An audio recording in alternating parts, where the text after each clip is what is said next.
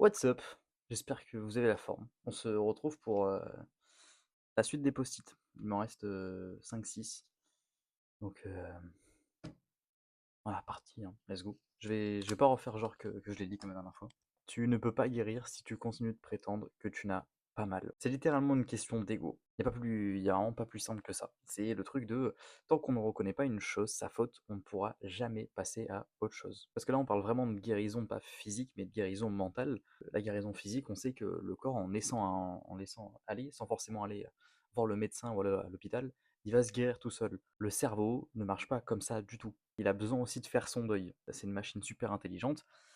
Elle a besoin parfois d'avoir du repos et de se reconnaître aussi ses torts. C'est la chose qui bloque le plus de personnes à aller de l'avant. C'est de reconnaître qu'on n'a jamais été blessé avant, parce que bah, peut-être que mettre son ego de côté, parfois c'est beaucoup trop compliqué, et je le conçois. Et c'est tellement, mais tellement libérateur parfois juste de se dire que ok, j'ai merdé là maintenant, et on va doubler d'efforts maintenant pour la prochaine fois. Sincèrement, mettez votre ego de côté parfois parce que c'est le meilleur moyen de passer à autre chose, de reconnaître qu'il s'est passé quelque chose. Lui, par contre, je pense qu'il peut m'énerver beaucoup.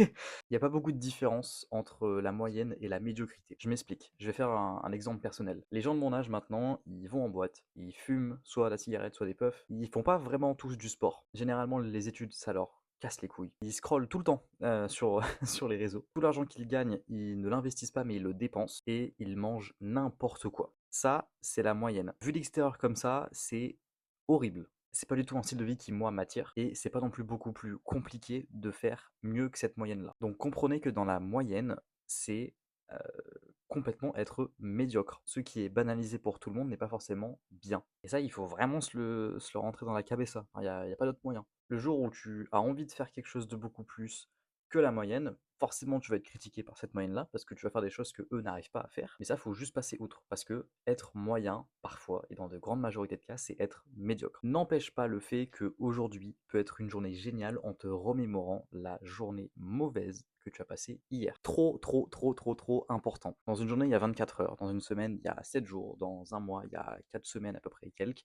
Dans un an, il y a 12 mois. Il faut vraiment condenser ce truc-là et laisser au passé ce qui appartient au passé. Si une mauvaise chose t'est arrivée hier, il n'y a plus vraiment beaucoup de raisons pour que ça t'influence encore aujourd'hui. Et là, on part dans un délai de quelques heures, de quelques jours même.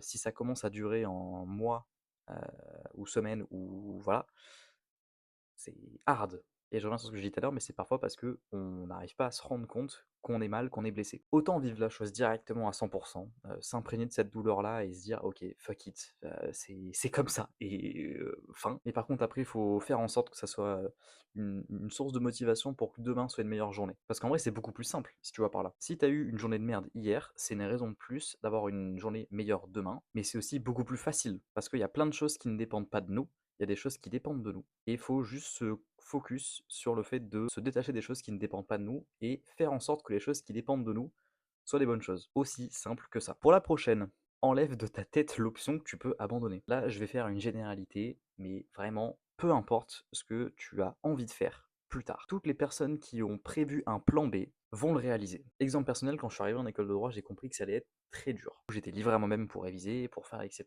Et que j'avais que une semaine d'examen où j'avais des évaluations, et toutes ces notes-là comptaient pour mon avenir dans ce domaine-là. Et le truc, c'est que dans ma tête, c'était au pire, si je ne réussis pas, bah, je partirai à l'armée. Résultat des courses, je n'avais plus aucune raison de continuer mon plan A parce que j'avais déjà imaginé le plan B. C'est comme si juste j'avais retracé le chemin vers une autre direction et j'allais m'étonner de pas prendre la direction que j'avais prévue à la base. Donc j'ai abandonné mes études. Et c'est le truc de si tu as envie de faire des études de droit, et peu importe les études, et même peu importe le truc, ne te mets pas de plan B. Parce qu'en vrai, quelqu'un qui va réussir dans un domaine contre quelqu'un qui va abandonner, la seule différence, c'est que la personne qui a réussi a échoué plus que la personne qui a abandonné.